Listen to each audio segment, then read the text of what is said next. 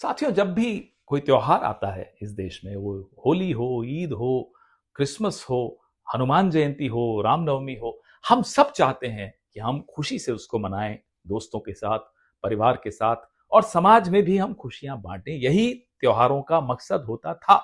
लेकिन पिछले 10-12 सालों में एक ऐसा माहौल बनाया जा रहा है जिसमें हनुमान जयंती हो तो साहब मस्जिद के बाहर नाचना है, बड़ा बड़ा डीजे बजा बजा के सताना है लोगों को।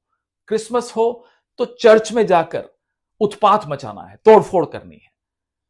ऐसा लगता है जैसे एक एंट्रेंस टेस्ट चल रहा है भाजपा का। जो जितनी हेट स्पीच इस्तेमाल करेगा, टोपी दाढ़ी वालों को सताएगा, लिंच करेगा, घटिया नारे लगाएगा, नफरती भाषा में बात करेगा, वो बीजेपी में उतना ही आगे बढ़ेगा। अभी कुछ दिन पहले होली थी, दिल्ली के उत्तम नगर में 2 लोगों में झगड़ा हुआ, तरुण नाम के व्यक्ति की हत्या हो गई, वो मर गया।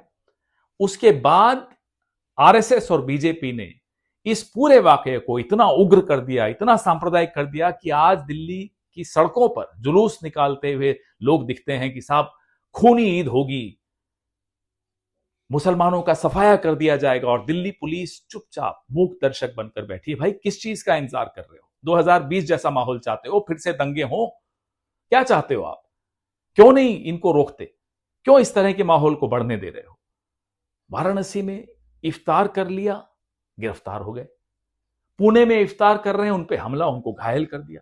मधुबनी में, बिहार में एक रोजेदार महिला को पेशाब पिलाया और उसके बाद उसको इतना मारा कि उसकी मौत हो गई। ये क्या माहौल है? आजकल एक और फैशन हो गया है।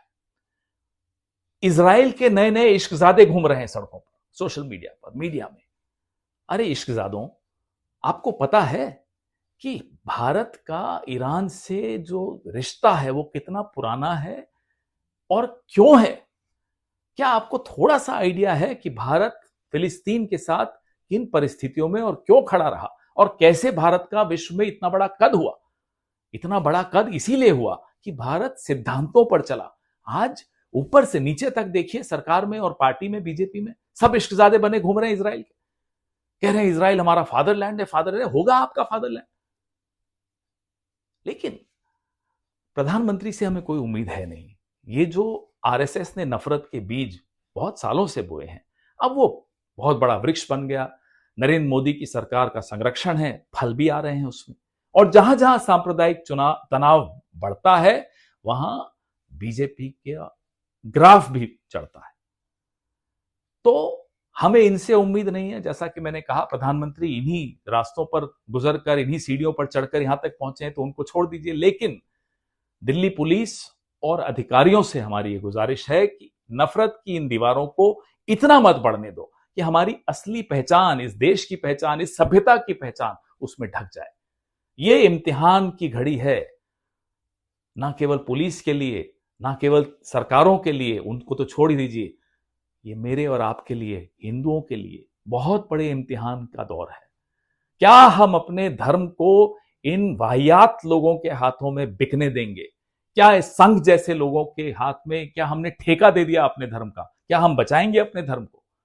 ये इम्तिहान पूरा विश्व देख रहा है और इसमें हमें पास होना है। इस सभ्यता को फेल नहीं होने देना, अपनी विरासत को फेल नहीं होने देना है। हमें पूरी उम्मीद है हम मिलकर इन नफरती गैंग्स का मुकाबला करेंगे, इनको फिर से इनके नागपुर के बैरक्स में भेजेंगे। जय हिंद।